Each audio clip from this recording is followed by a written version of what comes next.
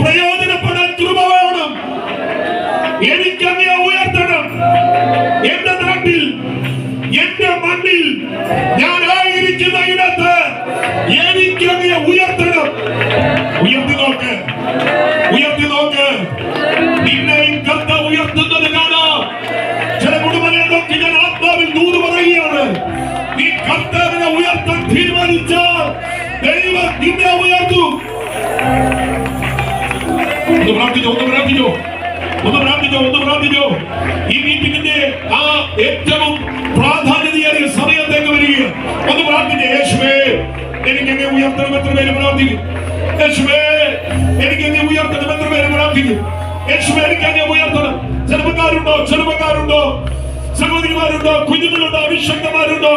യേശുവേ, എനിക്ക് എന്നെ ഉയർത്തണം.